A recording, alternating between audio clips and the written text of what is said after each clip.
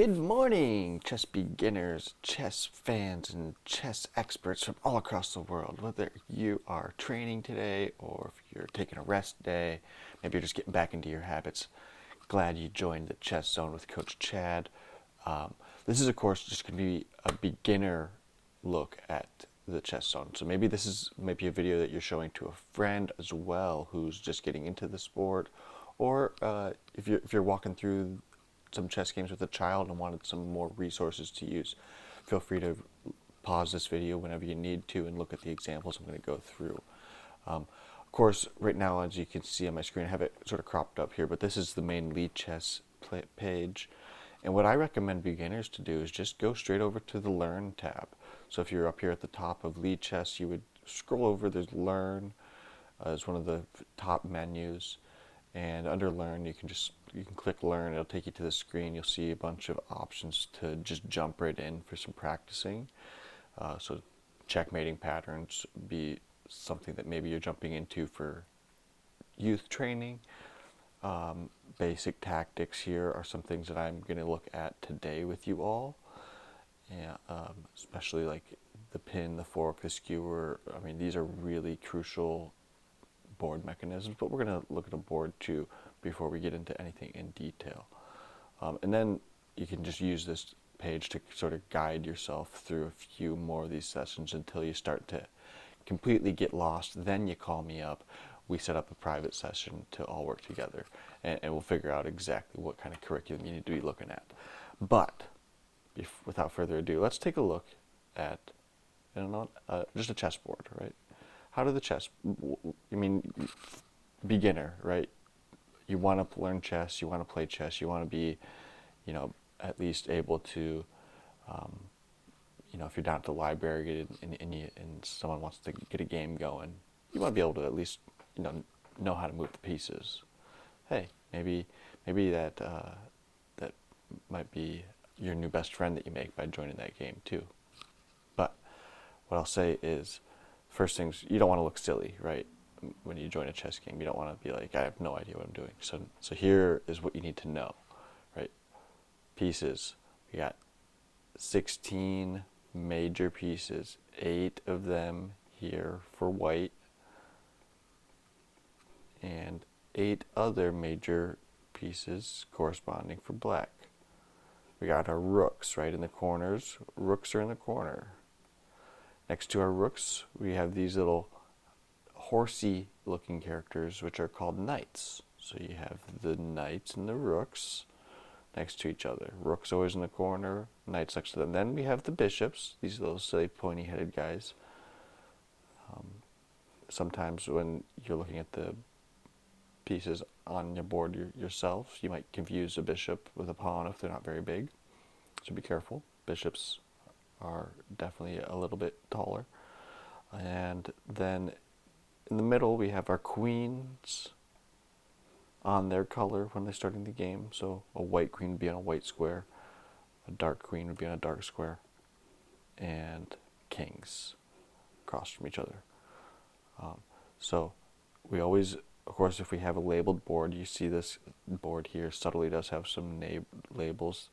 Our bottom left corner is going to be the A file for white, right? So we're going to have a rook on A, and we're going to have a queen on D, A, B, C, D. And we're going to have a rook on H, and a king on E, E, F, G, H, right? Now in front of these pieces, we have rows of pawns for both players as well. And when we start out a game, few options exist on this very first move, right? White always goes first in chess. First things first. White goes first. It's just the standard of the game, and a lot of times that's why in serious competition, some players might play in series to make that sort of balanced out, so each side gets a few chances as white, each side gets a few chances as black. But before we get into theory, what are your even options, right? So if you're sitting down, you're playing first for white, you can move any of your pawns. You can move them by 1 or 2, as the board shows here online. 1 or 2, right? 1 or 2. Any of these pawns can move by 1 or 2. Another option that you can have at the very beginning of the game is you can move a knight, right? Knights move in an L shape. But in the beginning, that means he just has 2 options, 2 colors. Another trick to remember with the knight is that he moves to the opposite color, right? So keep that in mind. He always can only move to the opposite color. So these would be potential move options that white has to begin the game, right? All of these. And how do we decide, right? Do we do eeny, meeny, miny, mo? Do we, there's a lot of reasons to think about. The main reason I want my beginners to be thinking about is have a plan, right? If you move a pawn on this edge, what's it doing for you? Not a lot, right? It doesn't allow a lot of plans to come up. But if you move a pawn in the middle here, right? If you move an e pawn, well, now our bishop has a lane. Similarly, if you move the d pawn, the e pawn has a lane, right? We have a plan, right? And also, right, if we're going to move our knights just because we can, keep in mind they can now start to be moving more and more. So, of course, we could clear this board off entirely. Let's see if we can do that.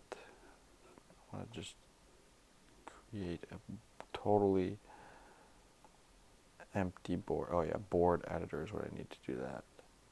So here we'll go to board editor. And we're going to clear this board off. Clear the board.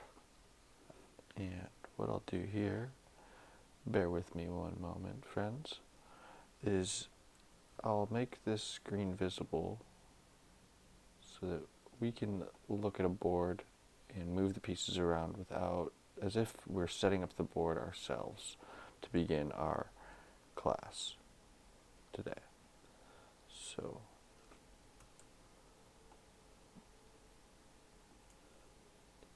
and there we are. Now, on this fresh board we have here, fresh board ready to get set up, we have our A1 square in the corner, A8 square over here. If we wanted to set this board up from scratch, of course we would put some pieces on here. Put a rook on, put another rook. How do the rooks move again, guys?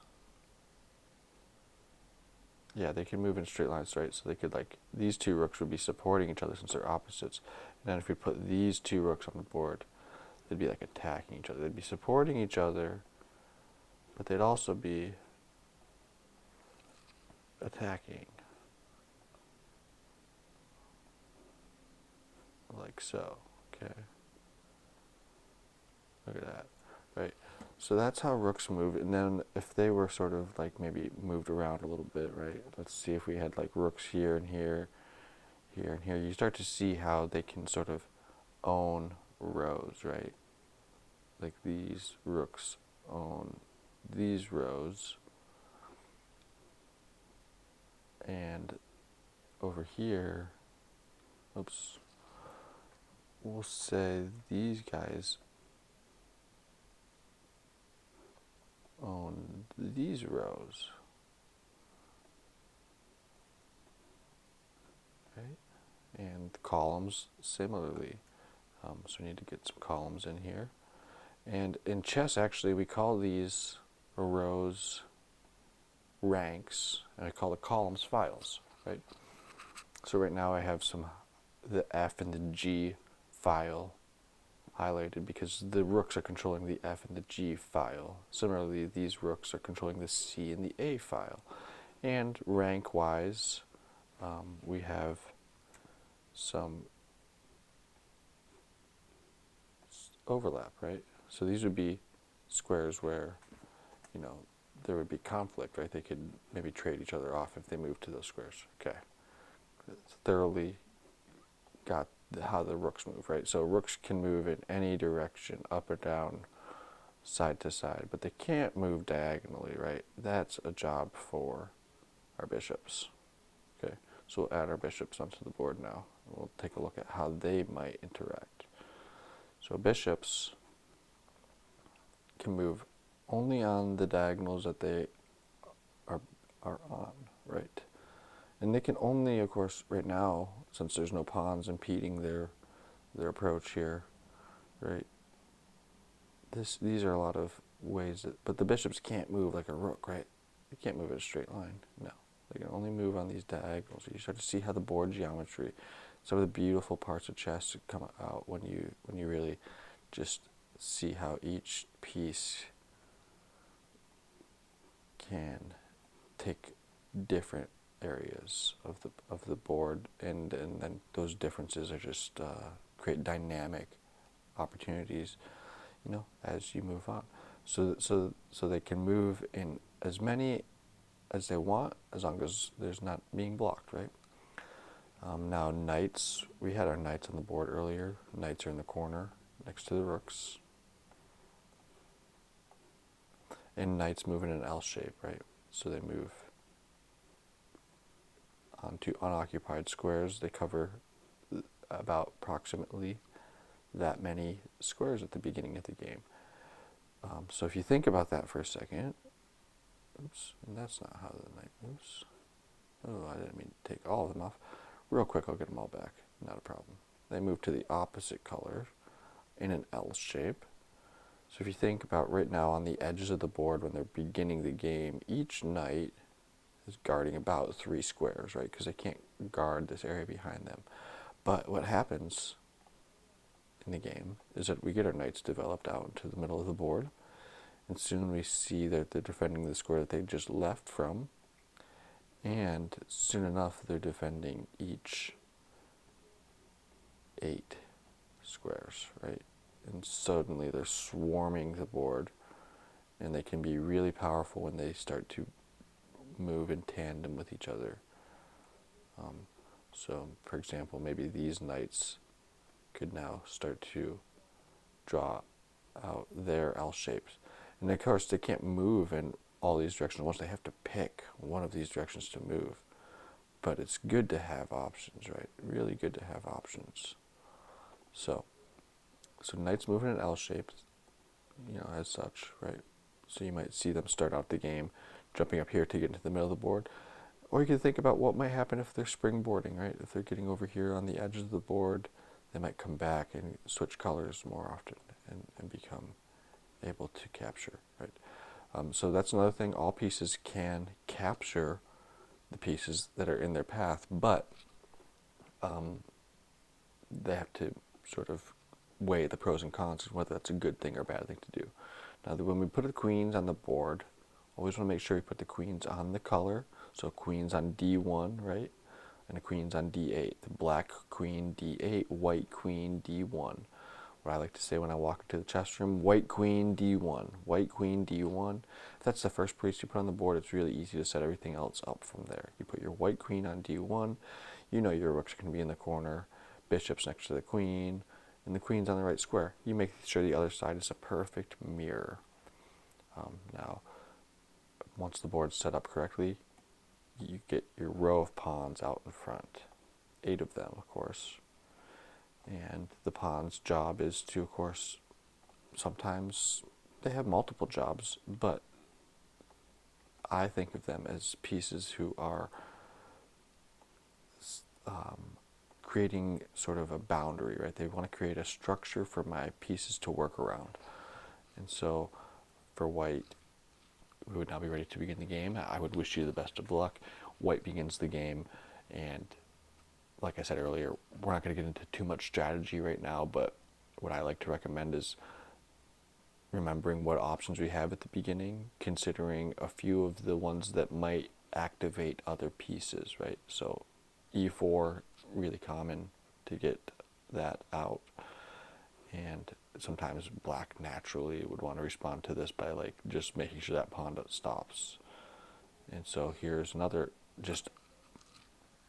you don't have to, when you're getting into chess, explore the options, explore some things. Don't make mistakes. And what if your opponent comes out right away and attacks you, right?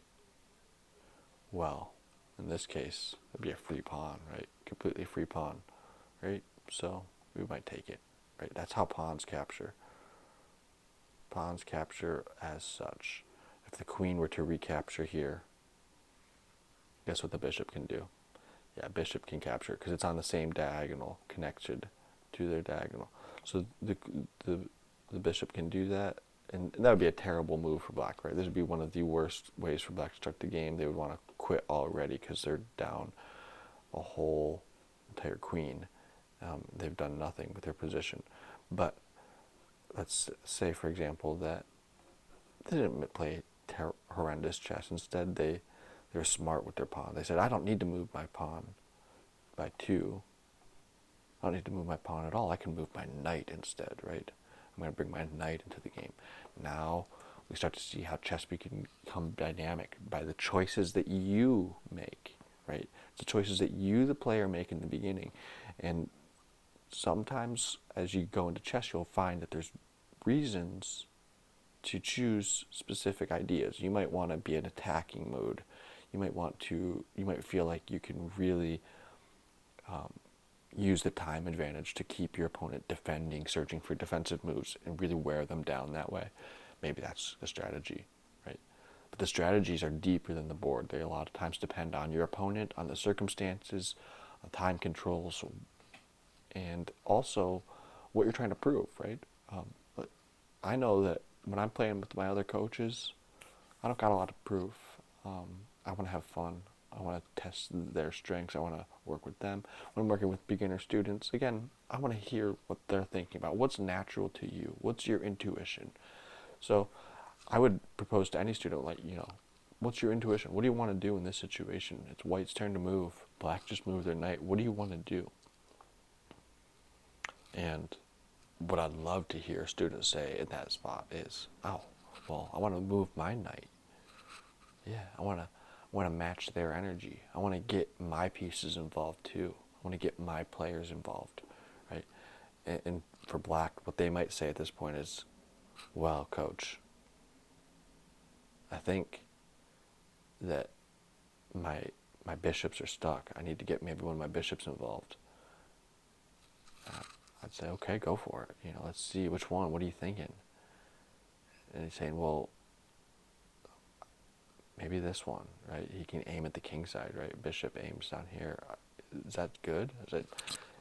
My friend, if you think it's good, if it feels like it's good, just be ready for anything that comes to you, And that's the lesson here in chess. In the beginning, you gotta get your pieces involved. You gotta take a little risk, find a way to get them involved.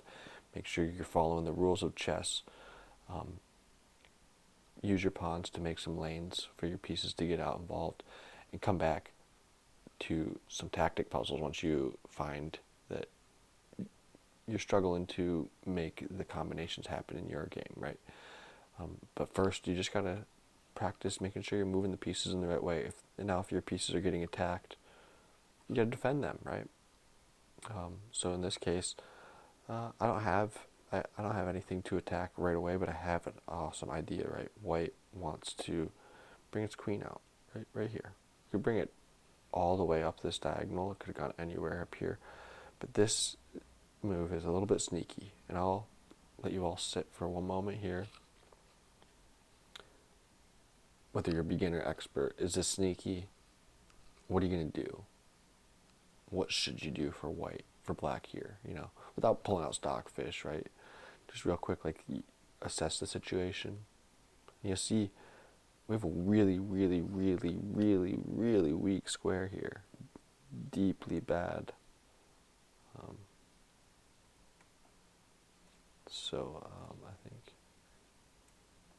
I don't know how to get, I wish I could get the whole square to highlight. Anyways, we'll get that for next time.